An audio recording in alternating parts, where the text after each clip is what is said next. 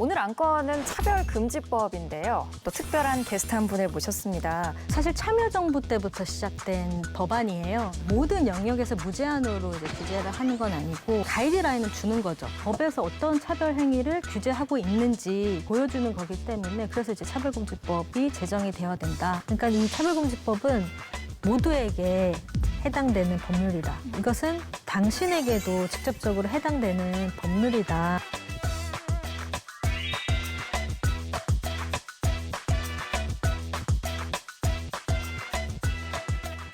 우리가 지금까지 차별금지법이 어떤 건지, 왜 필요한지 또 네. 여러 가지로 다뤄봤습니다. 지금부터는 이 법을 둘러싼 여러 논쟁에 대해서 좀 파헤쳐 볼까 하는데요. 차별하지 말자. 차별은 나쁜 거다. 이건 우리 모두 알고 있는 그렇죠. 거잖아요. 네. 느끼고 있고. 네. 당연한 말이지만 이 법안에 대해서 반대하는 분들, 또 그들의 이유도 있을 것 같아요. 그것도 한번 네, 네. 알아보겠습니다. 지금 뭐 논란이 되고 있는 부분이 네. 성별과 또 성적 지향을 네, 네. 두고 또 네. 많은 얘기들이 나오고 있는데 네. 일단 이 차별금지법 법안에는 여성, 남성 그리고 그 외의 성을 인정하자 이런 네네. 법안이 이제 규정이 담겨 있는데요. 제3의 성을 법적으로 인정할 수 있는 부분입니다. 뭐 일부 종교 단체에서는 이걸 두고 동성애를 조장하는 것 아니냐, 뭐 부추기는 것 네네. 아니냐 이런 얘기를 하고 있어요. 어떻게 보면 될까요? 먼저 이게 이제 동성애를 뭐 인정을 하면 뭐 세상이 무너진다 이렇게 주장을 하지만 사실 많은 국가에서는 이미 동성혼이 제도화가 됐어요. 근데 어느 나라에서도 세상이 무너지진 않았거든요. 그런 차원에서 그 주장 자체가 사실은 이성적인 논의의 내용은 아닌 것 같아요. 그리고 또 하나는 저도 되게 인상적으로 봤던 게 성별에 대한 정의였어요. 장애인 의원 안에서. 그러니까 성별에 따른 차별을 하면 안 되는데 그 성별을 정의할 때 여성, 남성 그 외에 분류할 수 없는 성이라고 돼 있거든요. 근데 이게 사실 법적으로 저희가 성별을 결정하는 기준이 이제 사람들은 보통 성별이 뭐 성염색체나 생물학적인 요소로만 결정이 된다고 생각하는데 이미 법적으로는 성별을 결정하는 요소가 생물학적인 요소뿐만 아니라 내가 어떤 성으로 인식하는지 정신적인 요소 그리고 그 사회에서 그 사람을 어떤 성으로 승인하고 관계를 맺는지 사회적인 요소 이 세 가지 요소 그러니까 신체적 요소, 정신적 요소, 사회적 요소를 종합적으로 고려해서 성별을 결정을 하도록 돼 있거든요. 그렇다면 이게 이 요소가 불일치하는 경우도 있잖아요. 그러니까 정신적으로는 뭐 여성인데 신체적으로는 남성인 경우 그 경우가 이제 대표적으로 트랜스젠더라고 할 수 있고 이제 그런 경우에 트랜스젠더라는 이유로 뭐 차별하면 안 된다. 이건 뭐 성별 정체성에 따른 차별이기도 하지만 또 하나는 생물학적인 요소도 여러 가지 성적 요소가 있어요. 호르몬도 있고 또는 그 내외에 이제 생식기가 있는데 그런 것도 이제 생물학적으로 그러니까 하나의 성으로 이렇게 일치하지 않는 경우도 많아요. 그런 경우 이제 저희가 보통 간성 또는 인터섹스라고 하는데 그런 분들도 사실 보이지 않아서 그래서 굉장히 많고 그래서 그런 경우에는 이제 남성, 여성 또는 그 외에 좀 분류하기 어려운 성이라고 해서 외국에서는 이미 인터섹스에 대한 차별을 금지한다거나 인터섹스에 대한 성별 인정을 꼭 여성, 남성으로 그 분류하는 거에 대해서 이게 그 본인의 정체성을 반한다라고 한 이제 법원의 판결들도 많이 생기고 있거든요. 그래서 그런 어떻게 보면 최신의 이제 인권의 개념이 사실은 반영이 돼 있다라고 보시면 되는 거죠. 네. 자, 여기서 네. 강하게 반대하는 쪽이 네. 바로 떠오르는 쪽이 있죠. 뭐 네. 물론 일부입니다. 네. 일부 종교, 네, 네. 특히나 이제 기독교, 네. 일부 기독교에서 좀 강하게 반대를 하는데 일부라고 하셨잖아요. 그러니까 기독교 교리도 사실 모든 사람은 평등하다. 뭐 이웃을 사랑해야 된다라는 이제 핵심적인 가치가 있는데, 그러니까 조금 안타까운 것은 한국 기독교 주류 기독교가 너무 이제 그 문자주의적으로 성서를 해석하거나 근본주의적으로 접근을 하는 건데. 사실 뭐 한국에서도 이미 뭐 일부 교단에서 또는 일부 목사님들은 오히려 이제 동성애자들에 대한 차별을 반대하고 이렇게 활동하시는 분들도 있고 사실 미국이나 이미 그 많은 선진국에서는 동성애자에게도 안수 목사를 하고 동성혼에 대한 주례를 하는 것에 대해서도 그냥 당연하게 자연스럽게 받아들이거든요. 그래서 그거는 좀 우리 기독교 안에서도 좀 여러 가지 성찰적인 사회적인 논의가 필요한 영역인 것 같습니다. 꼭 일부라고 네. 저희가 또 네네. 규정을 했습니다. 근데 또 그분들의 입장을 들어보면요. 이것 또한 역차별이 아니냐. 우리도 우리 종교를 인정해달라 이런 의견도 내놓거든요. 그건 변호사님은 어떻게 보세요? 그러면 이제 목사가 동성애 제약이다라고 하면 처벌되는 거 아니냐, 감옥에 가는 거 아니냐 이렇게 주장을 하시는 분들이 있어요. 그거는 사실이 아니고 오해인 거죠. 사실 차별금지법에서 뭐 목사가 교회에서 뭐 설교하는 것까지 제한하진 않거든요. 네. 그건 인정을 또 하는군요. 그러니까 그거는 이제 약간 종교의 영역으로 보는 거죠. 특히 설교의 영역에 있어서는. 네. 교육은 아니라는 거죠. 그쵸? 그것이. 예. 네. 근데 그게 교육기관이다. 공적인 영역이고 정부의 뭐 보조금이나 지원금을 받는 거기 때문에 또 학생들의 종교의 자유도 인정을 해야 네네네. 되고 그래서 이제 그런 발언을 하면 법안을, 차별행위에 해당하는 거죠. 네. 그들의 신념을 인정하는 거죠. 교육이라기보다는 그쵸. 신념이라고 네네. 보는 게 더 그러니까 맞지 뭐 않을까 싶어요. 종교인들의 뭐 교회 안에서의 그런 신앙의 활동, 뭐 행위에 대해서는 사실 그게 뭐 어떻게 보면 종교의 자유의 측면에서 사실 그걸 법적으로 규제하는 법은 아니에요. 차별금지법은. 그건 오해다라고 네. 깔끔하게 정리를 그렇습니다. 해주셨습니다. 또 공적인 영역 얘기가 나왔지만 또 사적 영역을 한번 건드려 볼게요. 만약에 예식장 업주가 이제 동성 커플의 예약을 반대했다, 거절했다. 동성 커플은 반대합니다라고 얘기를 했다. 네. 돈인데. 아, 돈이지만 네, 그래도 오히려. 또 자기의 성적 네. 취향과 안 맞으니까 동성 커플을 받아들이지 않을 수도 있다. 내가 안 판다. 네, 그렇게 또 큰 상처를 줬어요, 만약에. 그럼 차별금지법은 이들을 어떻게 바라볼까요? 만약에 이제 난 그 동성애자들 싫어. 반대하고 혐오스러워라고 해서 거부를 한다면 이거는 이제 차별금지법에 따라서 그 성적 지향을 이유로 한 이제 재화 또 용역의 이용 영역에서 차별이기 때문에 차별 행위에 해당하고요. 그럼 이제 사람들이 그렇게 얘기할 수 있어요. 이거는 나의 그냥 사적인 영역인데 이런 것까지 국가가 개입을 하느냐라고 주장할 수 있는데 쉽게 예를 들면 장애인이라는 이유로 식당 출입을 금지해요. 그럼 사회적으로 그걸 용납할 수가 있나요? 없죠. 그리고 뭐 인종 피부색이 다르다는 이유로 목욕탕에 못 가게 하거나 수영장에 못 오게 해요. 그 경우에 이제 사회적으로 용납이 되는 게 아니잖아요. 진정 대상이다. 네, 진정 네, 대상이 대상이다. 됩니다. 네. 네. 그 학교에서 작년에 여자친구랑 그냥 같이 놀다가 스킨십을 했는데 그걸 누가 보고 쌤한테 가서 바로 말한 거예요. 저는 그때 전학 간지로 안 됐어서 그 상대의 이름 대면서 쌤 누구누구 여자친구 생겼어요 이래가지고 선생님이 바로 교무실로 부르더라고요. 원래 선생님들은 혼낼 때 좀 마음에 안 드는 거 얘기 안 하고 좀 내가 다 너 걱정해서 하는 거다 이런 식으로 많이 하시잖아요. 여자친구만 불려갔었는데 그래서 되게 좀 혼난 것 같더라고요. 그냥 장난으로 했다 해서 넘겼다고는 하는데 그게 되게 좀 기분이 안 좋았어요. 이번 내용은 강제로 아우팅 아우팅을 당했을 당한, 때 네. 원하지 않는데 나의 성적 지향을 누군가 공개했을 때 그때 고민입니다. 뭐 이런 경우는 좀 어린 친구들한테서 더 많이 발생할 것 같기도 하고요. 네, 굉장히 좀 말씀하신 내용은 심각한 내용인 것 같아요. 학교에서 아우팅을 당했고 여자친구가 교사한테 불려가가지고 혼나고 그건 명백하게 이제 성적 지향에 따른 차별이고요. 특히 이제 교사가 했다는 점에서 이제 차별에 해당을 하고 사실 이제 학생인권 조례를 말씀하셨는데 이제 서울에는 학생인권 조례가 있어요. 거기 차별금지 조항에 성적 지향 성별 정체성이 있고요. 그러면 서울에서 교사가 그렇게 했다 그러면 교육청에 진정을 할 수가 있습니다. 인권침해 신고를 할 수가 있어요. 그러면 이제 조사를 해서 해당한다라고 하면 이제 교육청 차원에서 뭔가 권고나 뭐 징계나 할 수가 있거든요. 근데 경남 학생인권 조례는 아직 제정이 안 됐다는 거죠. 네, 시도는 했으나 어려웠습니다. 네, 좀 많이 아쉽고 이런 경우에는 혼자 고민하지 마시고 지역 단체나 성소수자 인권 단체에 도움을 좀. 네, 상담이나 지원을 요청하면 좋을 것 같아요. 그리고 청소년 상담을 해주는 단체도 있거든요. 청소년 성소수자 위기지원센터라고 해서 네, 청소년 성소수자들 위한 단체가 있으니까 거기에 이제 지원을 요청하시는 것도 좋을 것 같아요. 그리고 제가 알기로는 학교마다 상담교사 선생님들이 있는 걸로 알고 있거든요. 네. 근데 문제는 상담교사님들이 틀린 상담을 해줄 때가 있어요. 예를 들면 선생님 저 약간 동성을 사랑하는 것 같아요 라고 하면 거기서 사실 정답은 동성애, 이성애, 양성애든 그것이 어떤 것이 옳고 그른 게 아니라 너가 좀 그러면 이렇게 한번 깊이 너의 성적 지향이 어떤지 뭐 탐색을 해봐라라던가 만약에 뭐 괴롭힘을 당하거나 그러면 나한테 알려주면 그걸 중단시켜주겠다라던가 어떤 그런 지지적인 상담을 해줘야 되는데 어떤 상담 교사 선생님들은 그건 너가 아직 어려서 그래. 너가 경험이 없어서 그래.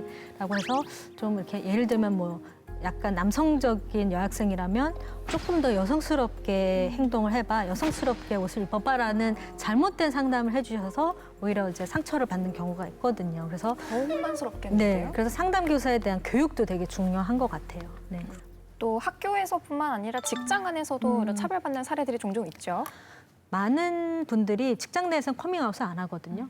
그러니까 그래서 뭐 직접적으로 너 성소수자니까 차별하는 경우가 많지는 않지만 그렇게 커밍아웃하거나 알려졌을 때 뭐 불이익 조치를 받는 경우, 뭐 해고를 당하거나 이런 경우도 있고 또는 그런 부정적인 불리한 뭐 차별을 당할까봐 아예 커밍아웃을 안 하는 경우가 굉장히 많은 거죠. 근데 이게 사실 생각해 보면 어떤 직장에서 나의 굉장히 중요한 정체성을 숨기고 산다는 게 이 사람한테는 굉장히 위축되기도 하고 고립감을 느끼게 하기도 하고 그래서 그 자체가 사실 차별에 해당하는 거고 뭐 사실 이제 성소수자들 동성애자 같은 경우에는 법적인 혼인이 아직 인정이 안 되고 있으니까 이제 혼인 여부에 따라서 너는 비혼이니까라고 해서 뭐 승진이나 또는 뭐 배치라던가 뭐 수당이나 이런 거에 있어서 사실 간접적인 차별을 많이 당하고 있죠. 네. 제가 이제 유치원 교사가 목표예요. 그 얘기를 하니까 반에서 제가 커밍아웃을 했던 친구 중에 하나가 그걸 듣더니 인상을 쓰고 역겨운 걸 봤다는 표정으로 저한테 쳐다보면서 너 같은 게이가 유치원 선생님이 되면 그 학생들은 불쌍해서 어떡해? 이러는 거예요. 순간 한 10분 정도 그 친구를 쳐다보고 말을 못했던 것 같아요. 단지 자기하고 성적 취향이 다르다는 이유만으로 저도 되게 끔찍해하는 그런 범죄자를 만들어버렸잖아요, 저를. 정말 안타까운 사연입니다. 친구가 19살이라고 합니다. 한창 자기 꿈을 키우고 또 진로를 탐색하는 그런 시기에 자신의 성적 지향이 좀 이렇게 남들과는 조금 다르다는 이유로 차별받지 않을까 더 고민을 많이 하게 될 것 같거든요. 네.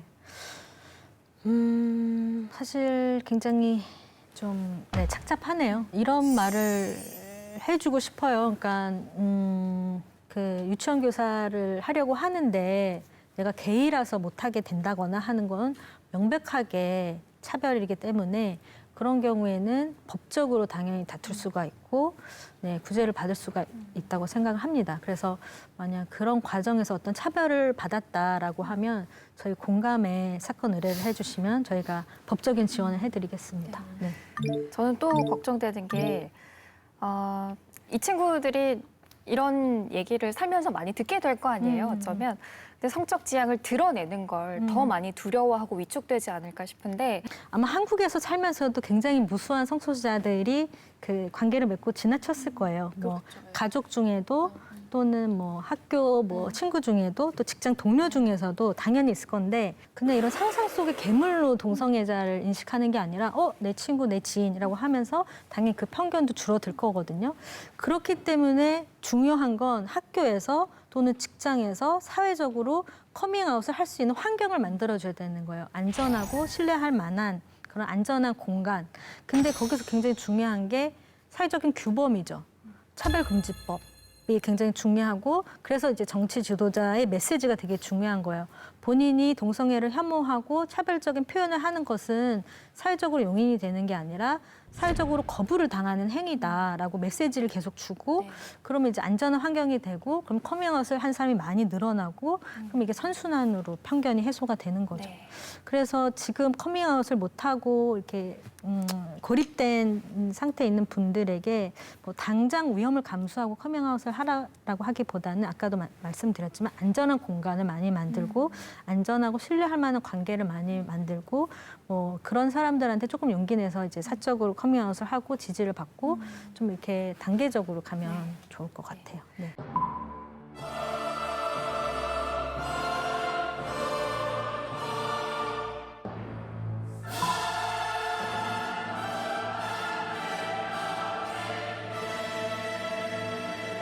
얼마 전에 수해 피해가 전국적으로 많이 발생했는데 특히나 모 유명 커뮤니티에서 나온 기사예요.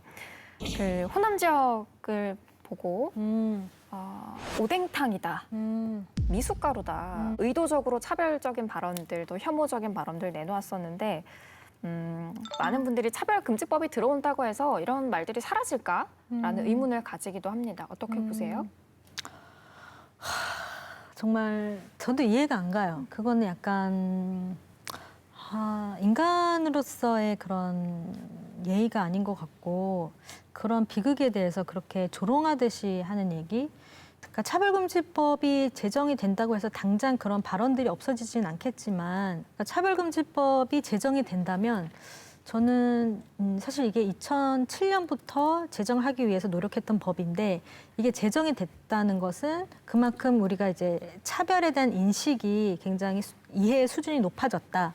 그리고 차별 금지에 대해서 사회적으로 이것은 이제 차별은 용납될 수 없는 것이다라는 이제 승인이 되는 거기 때문에 그 법 제정만으로도 사회적인 분위기가 굉장히 많이 바뀔 거라고 하고 뭐 인터넷이나 그런 곳에서의 그런 굉장히 혐오적인 발언들도 좀 규제할 수 있지 않을까 이런 생각이 듭니다. 사실 아까 말씀하셨는데 우리 사회에서 혐오 표현이 맞아요. 혐오 발언이 굉장히 지금 심각하잖아요. 네, 맞습니다. 그러니까 이게 혐오 표현을 헤이트 스피치라고 해요. 헤이트 스피치. 그러니까 이제 혐오 표현에도 여러 가지 종류가 있는데 이런 차별을 조장하고 선동하는 적극적인 헤이트 스피치 같은 경우 예를 들면 뭐 역사적으로 나치라던가 뭐 일본에서의 혐한 발언이라던가 이런 것들을 그러니까 굉장히 사회적으로 해악을 끼치는 좀 적극적인 혐오 표현에 대해서는 규제를 해요. 그래서 이제 차별금지법에서도 언론사에서 뭔가 그런 특정 집단에 대한 뭐 혐오적인 발언, 뭐 차별적인 발언을 하는 경우에는 그 내용에 따라서 규제 대상이 될 수도 있을 것 같아요. 그건 뭐 방송법이나 방송심의 뭐 기준에서도 규제가 되는 내용이면 네, 규제가 될 수 있을 것 같아요. 네. And so that'll make it a 4-0 ball game. I don't know if I'm going to be putting on this headset again. I don't know if it's going to be for the Reds. I don't know if it's going to be for my bosses at Fox. I'm going to apologize for the people who signed my paycheck, for the Reds, for Fox Sports Ohio, for the people I work with, for anybody that I've offended here tonight. I can't begin to tell you how deeply sorry I am. That is not who I am and never has been.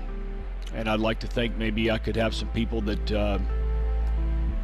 could back that up. I am very, very sorry, and I beg for your forgiveness. 또 한 가지 제가 차별금지법이 제정이 되면 굉장히 중요하다고 보는 게 예를 들면 이제 교육부에서 그걸 할 때 성평등 교육을 넣는 거예요. 그러면 뭐 성차별뿐만 아니라 이런 성소수자에 대한 인권교육도 이제 의무적으로 들어가는 거죠, 학교에서. 그러다 보면 당연히 그런 편견들이 줄어들 거고 사회적으로도 그런 차별이나 혐오 발언이나 이런 것도 없겠죠. 그래서 실제 사례로 이제 대만이 그 아시아에서 동성혼이 최초로 인정된 국가인데 대만의 성평등 교육법이 있어요. 그게 이제 10년 정도 이제 시행이 되고 나니까 성소수자에 대한 편견이 많이 줄어든 거죠. 그래서 굉장히 교육의 효과도 중요하다고 생각합니다. 법을 통해서 공공의 그렇죠. 영역에서 어떤 시스템을 그렇죠. 만드는데 이걸 네. 좀 다져야 된다는 얘기신 그렇죠. 거고 네. 사실 뭐 최근에 그 논란이 됐던 졸업 사진 찍는데 이제 그 친구들이 얼굴에 색깔을 칠해서 이제 패러디를 유쾌하게 한 것이다라고 말했지만 사실 그거에 대한 감수성이 떨어졌다고는 생각을 하거든요. 맞아요. 그 친구들이 시작은 뭐 악의적인 의도는 없었다, 단순한 패러디였다라고 해도 네. 몰라서 한 혐오도 네. 굉장히 나쁜 거라는 걸 우리가 교육해주는 게 우리의 그렇죠. 의무가 네. 아닐까 싶습니다. 그 역지 사실을 하면 좋을 것 같아요. 예를 들면 이제 뭐 외국에 뭐 백인이라고 해야 되나요? 그러니까 동양인을 비하할 때, 아시아인을 비하할 때 막 눈을 눈 찍는 찍는 거, 그런 네. 걸 한다든지 본인은 악의가 없다고 하죠. 재미로 한다고 하지만 사실 거기는 인종적인 차별이 들어가 있는 거죠. 자, 우리 정말 좋은 얘기, 멋진 얘기 많이 나왔습니다. 제가 지금 노트북 배터리가 나갔어요. 노트북들이 뻗을 정도로 우리 아주 열정적으로 얘기를 나눠봤는데 이제 슬 마무리를 하면서요. 우리 변호사님이 방송 출연을 좀 망설이셨는데 오늘 와보시니까 네. 어떠셨는지 사실은 궁금하네요. 좀 굉장히 감사했어요. 왜냐하면 이렇게 짧은 뉴스로 담기에는 사실은 좀 복잡하고 깊이 있는 얘기도 해야 되고 좀 쉽게 사례 설명도 해야 되고 하는데 좀 그런 것들을 다루는 사실 방송이나 언론이 많지는 않거든요. 특히 방송에서. 근데 이렇게 두 분께서 되게 좋은 질문도 많이 해주시고 또 사전에 이 법안도 열심히 읽어오시고 그래서 굉장히 감사하고 좀 즐겁게 네, 오늘 녹화를 한 것 같습니다. 네. 다행입니다. 저도 마찬가지였어요. 이 주제에 대해서 깊이 고민한 적이 없었고 네. 이야기를 꺼내려고 노력하지 않았던 건 아마도 제가 특권을 가지고 있기 때문이 아니었을까라는 그렇죠. 반성을 좀 하게 됐어요. 네, 네. 저 같은 친구들 네. 혹은 네. 그런 분들에게 조금 마음을 움직일 수 있는 그런 말씀 해주실 수 있을까요? 누구나 어떤 면에서는 한 가지 정도 소수의 정체성을 가지고 있어요. 남성이어도 가난하거나 뭐 말씀하신 것처럼 뭐 출신 학교는 출신 지역에 대한 차별이라던가 또는 뭐 한부모 가족의 자녀라던가 이런 경우에는 본인의 분명히 그 차별을 당할 수 있는 당사자가 될 수가 있거든요. 이것은 당신에게도 직접적으로 해당되는 법률이다라는 것을 좀 많이 홍보하고 좀 이해시키는 네, 그런 그 작업들이 필요할 것 같아요. 그러니까 이 차별금지법은 모두에게 해당되는 법률이다. 네. 자, 오늘 이렇게 긴 시간 함께해 주신 두 분 진심으로 감사드립니다. 우리 해민정음에서 만든 차별금지법에 대한 뉴스, 해민정음 유튜브 채널에서 함께 만나보실 수 있습니다. 기대 많이 해주시기 바랍니다.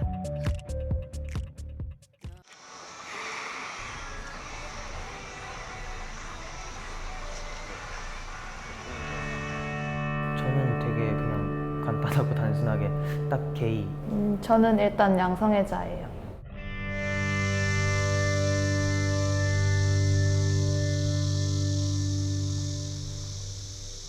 학생인권조례 제정 집회 그때 참여했을 때 처음 봤었고 그냥 얘기하면 듣는 친구는 많은데 당사자는 아니다 보니까 좀 얘기하면 어느 정도 벽이 느껴질 때가 있거든요. 근데 같은 입장의 친구가 있으니까 아무래도 얘기할 때 좀 편하고 좋죠. 은근 커밍아웃을 좀 되게 취미생활처럼 즐기는 편이거든요. 가시화가 잘 돼야 된다. 당사자들이 더 얘기를 잘 해줘야 된다. 이렇게 생각을 하는 편이거든요. 근데 이제 하나님께서 남자와 여자를 창조하시고 그들에게 복을 주셨다고 말씀하셨습니다. 창세기 제일 앞쪽에 하나님이 막 지구 만들고 바다 만들고 동물 만들고 이것저것 다 만들고 마지막에 사람 만들잖아요. 그거 근거해서 남자랑 여자랑 같이 있는 거 당연하다 이런 식으로 말하는 것도 들었고 좀 기독교가 가족을 되게 중요시 여긴단 말이에요. 번식? 남자랑 여자랑 결혼해야 애를 낳을 수 있으니까 좀 그런 건가?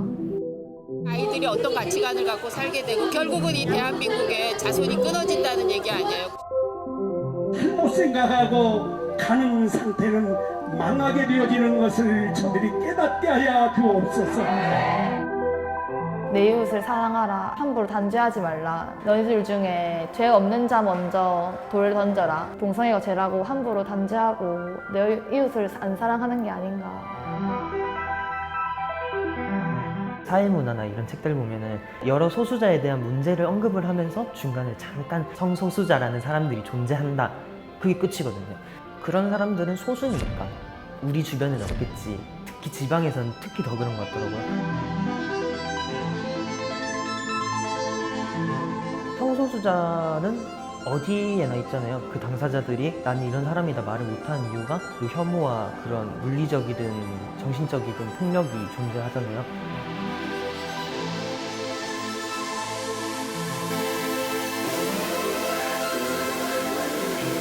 차별금지법의 내용을 안에 들여다보면 여러 소수자들에 대한 교육이 확실하게 되게 나와 있어요. 당사자뿐만이 아니더라도 이제 청소년은 아직까지 남은 더 많은 삶에서 어떤 차별을 더 마주칠지 모르는 상황에서 이런 차별금지법이라는 게 존재를 하고 존재하지 않고의 차이는 확실할 거라고 생각을 하거든요. 독립을 해 있지 않다 보니까 아무리 좀 평소에 평등한 관계였다고 해도 어느 정도는 약간 구조상 밑에 있을 수밖에 없잖아요. 부모님이랑. 갈등도 당연히 존재할 수 있으니까 좀 성소수자라든지 아니면 그 이외의 문제로 최소한의 방어선이 되어줄 수 있는 그런 법인 것 같아요.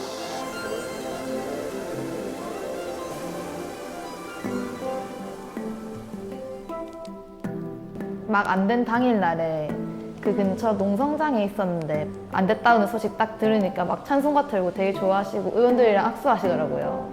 근데 또 그런 걸 보게 되는 건 아닌가. 차별금지법을 베이스로 다양한 제도들도 확충이 되고 첫 발을 내딛는 것만으로도 큰 성과다. 일단 시작이 반이니까. 그냥 완전 자연스럽게 막 나는 오늘 돈가스 먹을 거야 이런 것처럼 되게 자연스러워졌으면 좋겠어요. 그냥.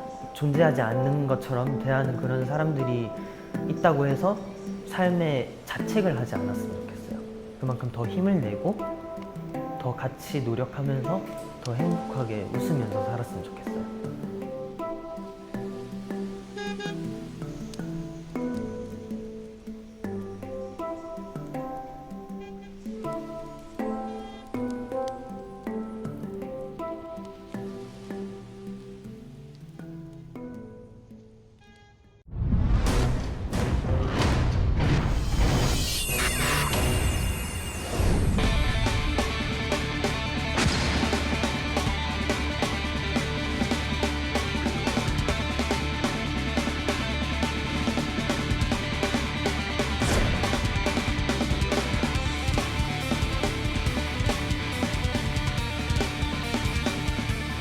차가 오니까 좀 막 혼란스럽더라.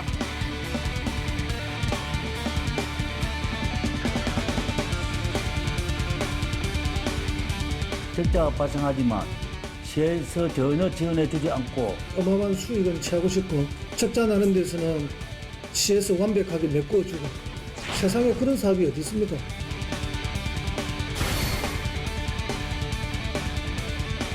이 기간이 전 너무 촉박한 것 같아요. 너무 이제 조속하게 추진하다 보면 제도를 위한 제도. 여러분 안녕하십니까. 탐사 엔터테인먼트 불독 시작하겠습니다. 우리 지역에서 운송수단하면 먼저 버스가 떠오릅니다. 이 버스가 운행하지 않는다면 발이 꽁꽁 묶인다라는 표현이 과언이 아닐 겁니다. 그런데 지난달 이맘때쯤 창원의 시내버스 9곳 가운데 6곳의 노조가 파업을 선언했습니다. 때문에 시민들이 이른 시각부터 불편함을 호소했는데요. 오늘은 이와 관련해서 총 3분과 함께 이야기 나눠보겠습니다. 먼저 최영철 창원시 안전건설교통국장, 오문범 부산 YMCA 사무총장, MBC 경남 서창호 기자 나와 있습니다. 어서 오십시오. 네, 반갑습니다. 네, 반갑습니다. 자, 먼저 서창호 기자, 오늘 저희가 어떤 내용 다룰 건지 설명 부탁드리겠습니다. 네, 이번 파업으로 뉴스에서는 많이 보셨을 겁니다. 다행히 파업은 나흘 만에 끝났지만 창원시가 추진하고 있는 창원형 준공영제가 다시 지역에선 화두로 떠올랐습니다. 사실 창원형 준공영제라고 하면 많은 시민들이 잘 모르실 경우가 많은데요. 그래서 정확한 정보 전달의 목적과 준공영제가 잘 이루어질 수 있을지에 대해서 얘기해보는 자리를 마련했습니다. 먼저 이번 창원 시내버스 파업이 어떻게 이루어졌는지 영상으로 준비했습니다. 15년 만에 창원 시내버스의 약 70% 수준인 489대가 운행 중단에 들어간 건 지난달 30일. 텅텅 비어있어야 할 공영차고지엔 시내버스로 가득 차 있습니다. 반면 평소 출근 시간대와 달리 도로에는 시내버스를 찾기 쉽지 않습니다. 결국 불편은 시민들의 몫이었습니다. 자기가 타고 다니던 차가 있잖아요. 차가 오니까 뭐 택시를 타고 가야 되나 이렇게 막 하는 사람도 있고 좀 막 혼란스럽더라. 노조 측은 인근 부산과 비교했을 때 업무 강도는 더 센 것에 비해 임금 수준은 연봉 기준 500만 원 가량 적다며 임금 9% 인상과 무사고 수당 10만 원 신설을 요구했습니다. 반면 사측은 코로나19 등의 영향으로 경영 상황이 계속 악화하고 있다면서 임금 동결과 상여금 300% 삭감으로 맞섰습니다. 경남지방노동위원회가 조정에 나섰지만 양측은 결국 입장차를 좁히지 못했습니다. 이렇게 파업의 표면적인 이유는 노사의 임금 협상 결렬. 하지만 창원시는 파업의 책임을 버스 업체 측으로 돌렸습니다.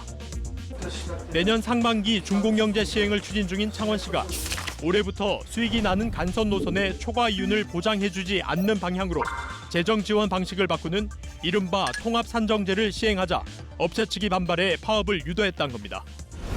잘 되는 데서 누구도 알 수 없는 어마어마한 수익은 취하고 싶고 적자 나는 데서는 시에서 완벽하게 메꿔주고 세상에 그런 사업이 어디 있습니까?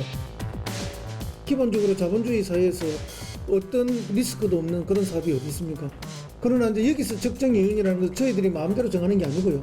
국토부가 정해놓은 기준이 있습니다. 그 기준에 따라서 하는 추정입니다. 네, 마지막 허성문 창원시장의 인터뷰를 보니까 창원시는 강한 어조로 업체 측을 비판한 것 같은데 이에 대해서 국장님 어떤 이유로 보십니까? 앞서 영상에서도 나왔듯이 시에서 올 초부터 시행한 재정 지원 방식인 통합 산정제를 두고 버스 업계의 반발이 있어 왔습니다. 그래서 파업을 통해 시를 압박함으로써 통합 산정제를 철회하게끔 유도한 것으로 판단되고요. 시민의 세금으로 운영되는 버스 업체가 시민의 이동권을 볼모로 한 불공정한 형태의 파업에 대해 원칙에 따라 강력 대응한 것이다 라고 보시면 되겠습니다. 네, 통합 산정제라는 말을 계속하셨는데 어떤 개념입니까?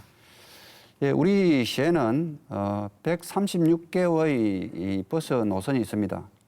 그동안 재정 지원 방식은 적자 노선, 흑자 노선으로서 구분해서 적자 노선의 경우에는 우리 시에서 전액 보조를 해주고 흑자 노선의 경우에는 업체가 수익을 가져가는 이중 수익 구조였습니다. 시에서 이러한 수익 구조를 바로잡기 위해서 흑자 노선, 적자 노선 구분 없이 전체 노선에 대한 적자를 보전하고 일정 부분 이윤까지 지급하는 통합 산정 방식을 시행하게 된 것입니다. 인건비의 경우 건속 연수가 높은 업체는 손해를 보고 반대로 건속 연수가 낮은 업체가 이익을 보는 그런 문제점이 있기 때문에 표준 운송원가 체계를 개선할 계획입니다. 통합 산정제에서 표준 운송 원가까지 들어가 봤고 이제 개선할 계획이라는 시 입장을 말씀해 주셨고요. 그런데 이 표준 운송 원가가 각 지자체마다 다르다고 합니다. 이 다른 이유가 어떤 이유인지 궁금해요. 예, 일단 표준 운송 원가를 100으로 보면요. 일단 인건비와 같은 이런 또 아니면 정비비나 이런 고정 비용들이 있습니다. 이게 한 부산 같은 경우에는 91%를 차지하거든요. 그러면 이제 변동할 수 있는 변동비가 9% 정도 내외인데 거긴 적정 이유나 이런 게 포함되죠. 근데 이 고정비에도 보면 보험료라든지 관리비라든지 이런 비용들이 다 지역마다 조금씩 차이가 있습니다. 그러니까 이제 인건비도 운전직 인건비 같은 게 부산은 70%를 차지하지만 창원은 61%를 차지하고 있습니다. 그러니까 거기서 벌써 9%가 차이 나죠. 그다음에 이제 인센티브나 이런 조항들로 같이 넣는 조항들도 많이 있기 때문에 그런 부분에서 각 시도가 액수가 굉장히 차이가 나는 거라고 보시면 되고 다만 이제 표준 운송 원가는 어떻게 보면 중공정제의 핵심적인 내용인데요.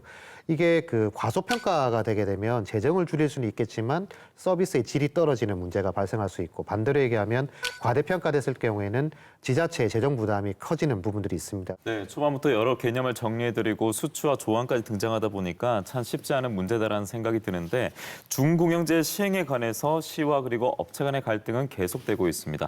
여기서 서창호 기자가 직접 업체 입장을 들어봤잖아요.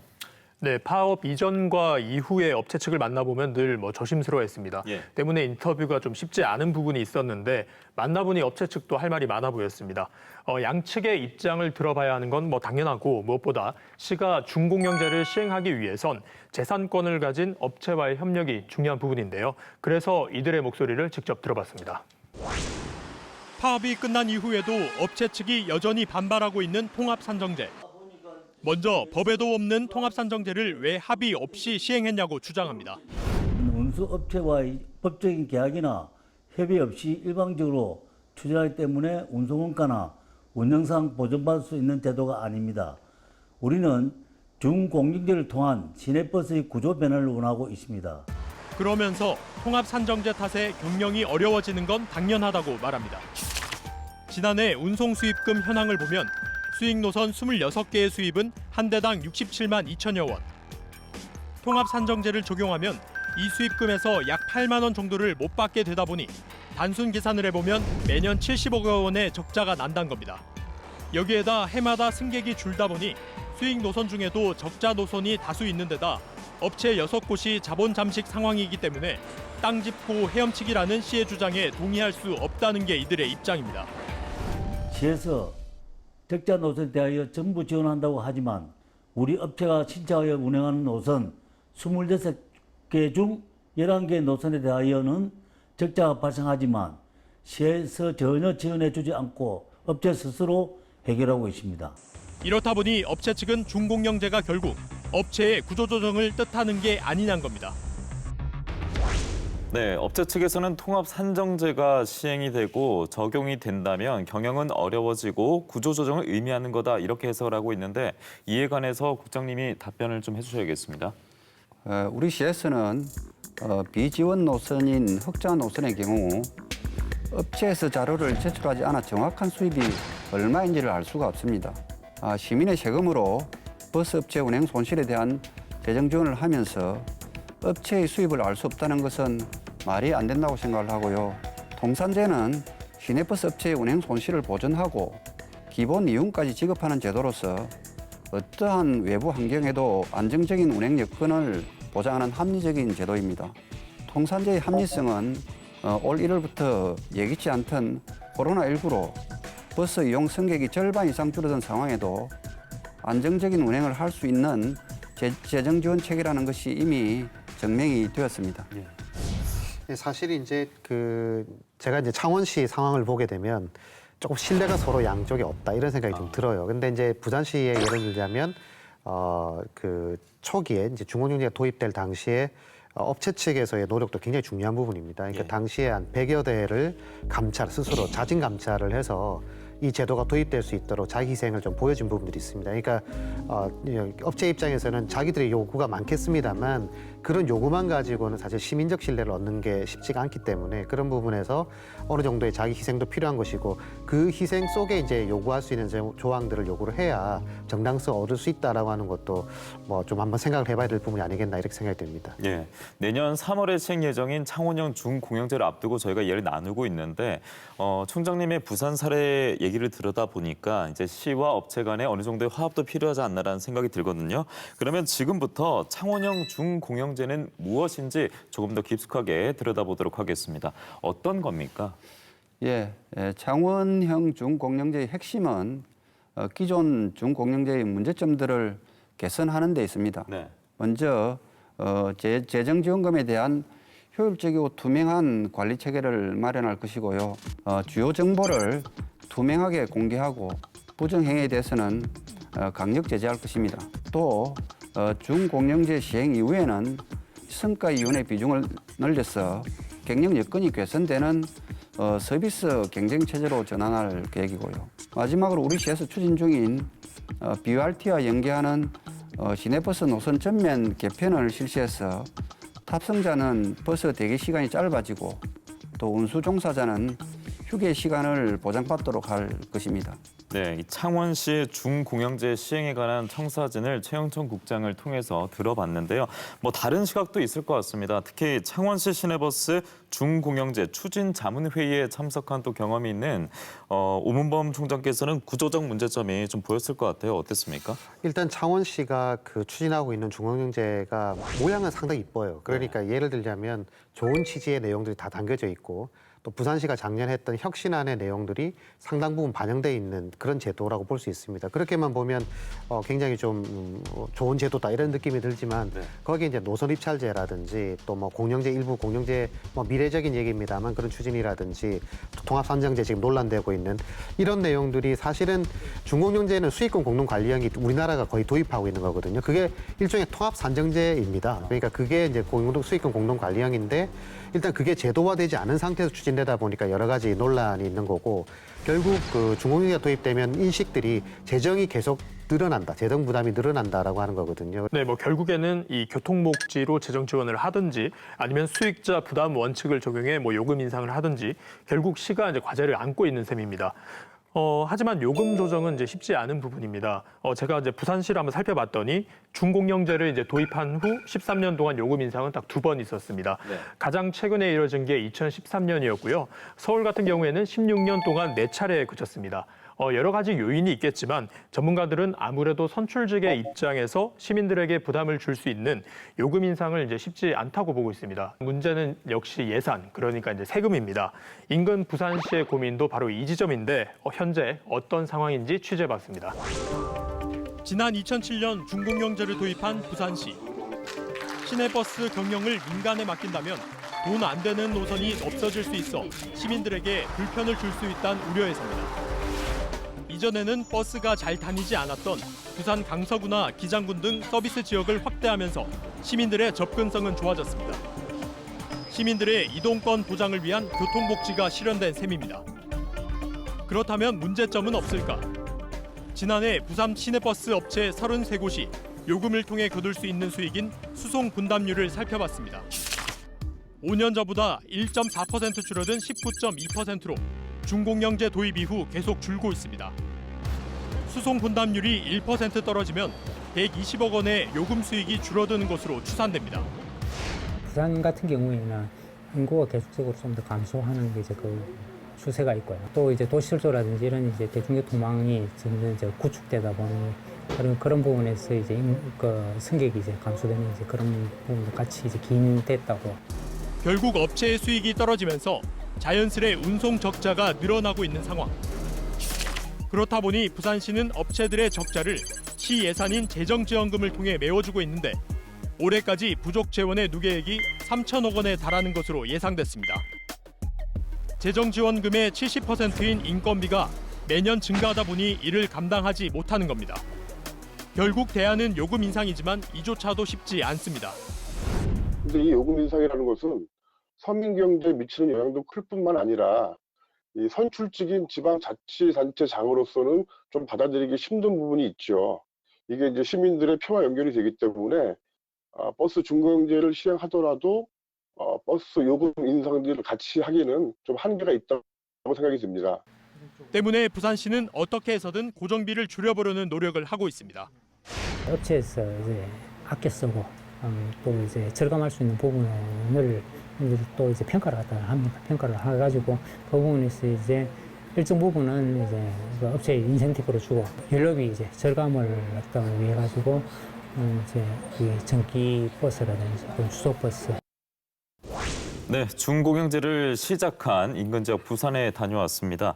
부산시는 중공영제 시행 이후에 발생한 업체들의 적자를 재정지원금을 투입해서 메우고 이후에 시 또한 어려움을 겪고 있는 상황인데 그럼에도 서비스 질은 여전히 떨어진다라는 지적도 있더라고요. 이 부분 어떻게 말씀할 수 있을까요?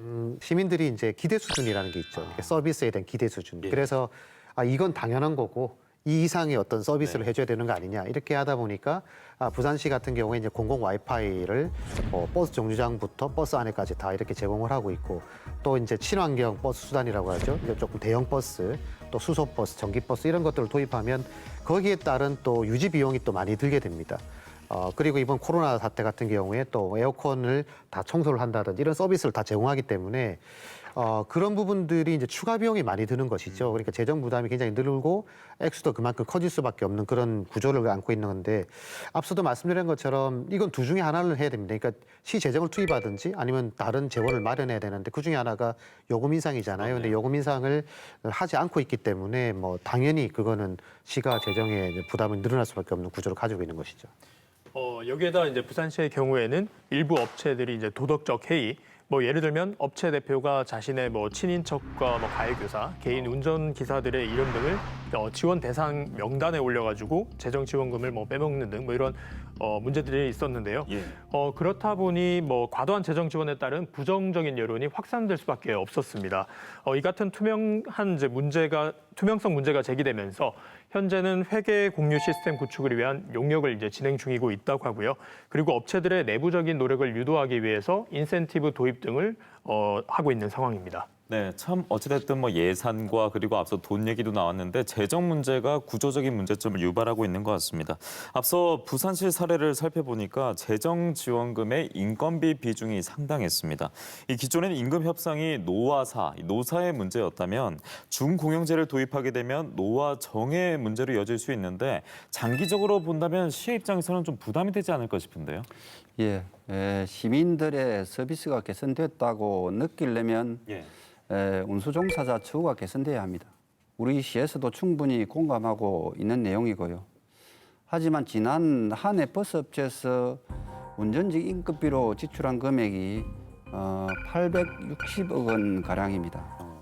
이용 승객은 계속 감소하는 데 반해서 매년 큰 폭으로 증가하는 인건비를 마냥 시민의 세금으로 보전할 수는 없는 노릇입니다.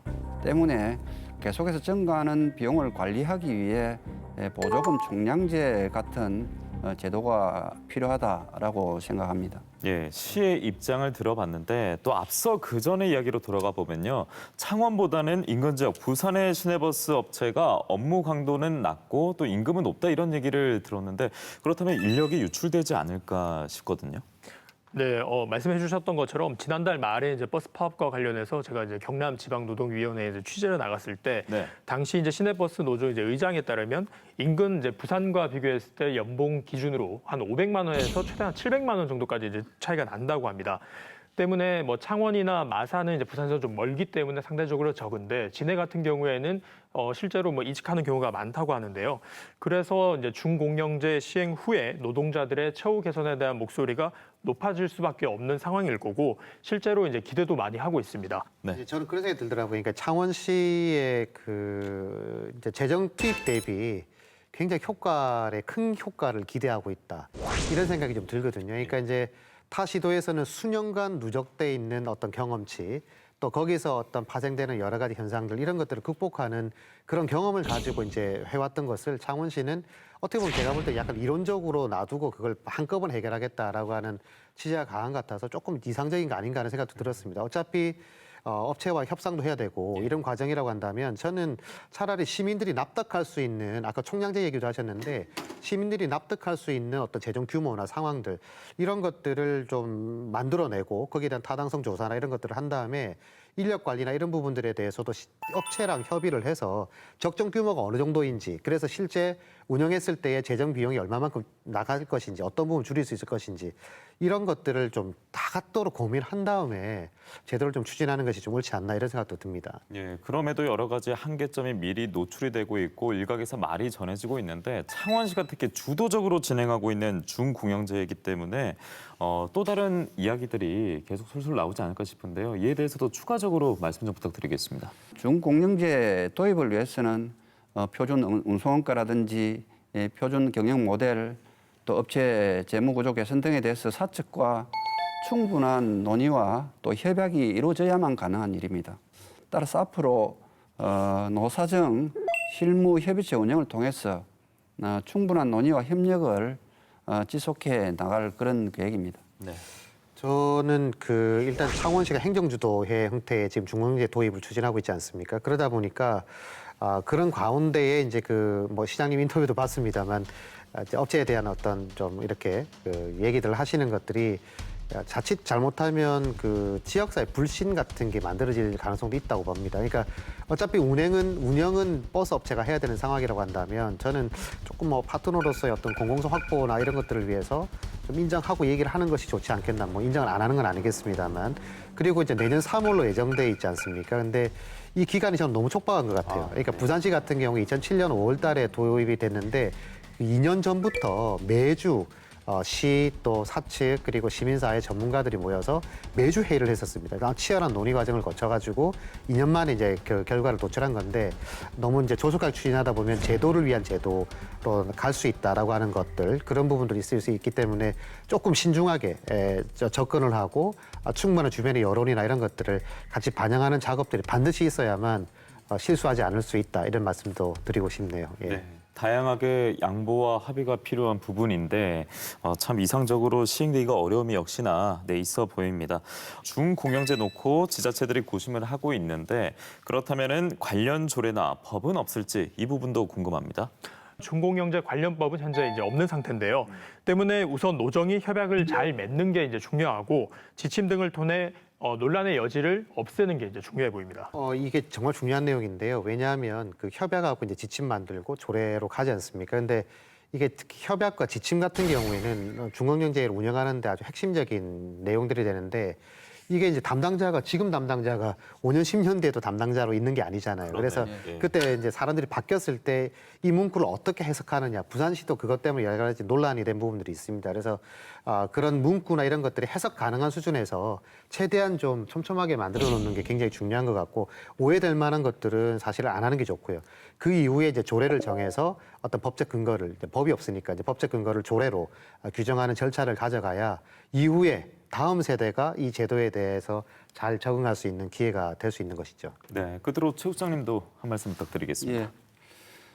중공영제의 안정적인 정착을 위해서는 먼저 법 제도적 기반이 확고할 필요가 있습니다. 대부분의 중공영제 시행 지자체에서는 조례를 제정해서 운영 중에 있고요. 우리 시에서도 중공영제 운영 조례를 제정해서 표준 운송원가, 또 수익금 공동관리, 또 경영 및 서비스 평가 등 제반 내용을 규정할 필요가 있다고 보고 준비하고 있습니다. 네, 앞서 창원 시내버스 6곳의 노조 파업은 일단락됐습니다. 하지만 통합 산정제를 두고 시와 업체 간의 갈등은 여전히 남아 있고요. 내년 3월에 시행 예정인 중공영제에 관해서도 너무 이르지 않느냐라는 지적도 함께 일고 있습니다.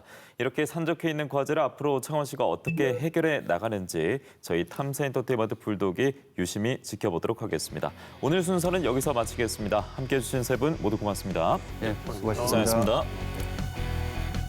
진실은 침몰하지 않는다.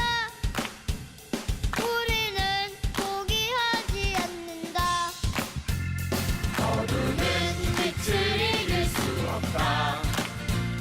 거짓은 잠을 이길 수 없다.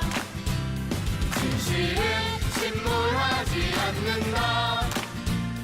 우리는 포기하지 않는다. 진실은 침몰하지 않는다.